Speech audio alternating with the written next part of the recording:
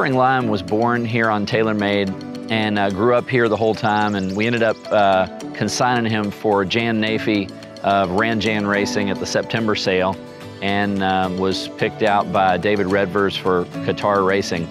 But you know, my recollection of Roaring Lion was that he was always a beautiful mover. That was kind of his claim to fame. He was a well-balanced horse, well-made, had a lot of quality. It was a pleasure to have him here, and it's really fun looking back and just remembering these horses. They were right here in your care, and then they're going on to compete on the world stage.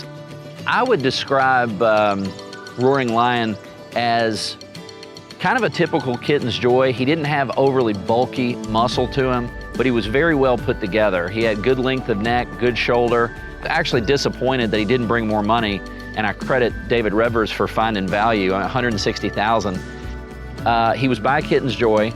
Some American trainers, kind of stereotype them as turf. And then he was out of a Street Sense mare that I think on the surface, maybe a lot of Europeans might have thought, oh, that's got a little too much dirt to it. Actually, if you dig deeper, and maybe that's what David saw, there is a lot of grass quality.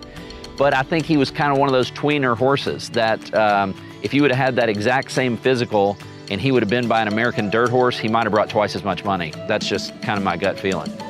I was a little bit surprised by his precocity. He wasn't immature or anything like that, but I thought he might need a little more time. Just Kitten's Joy, at the bottom side, just kind of screams gonna be better 3-year-old. So I was very impressed that he was a Group 2 winner at 2. I mean, he came out of the box, won first time out, he looked really good. The pendulum's always swinging with the international thoroughbred, and that's one of the most fascinating things about it.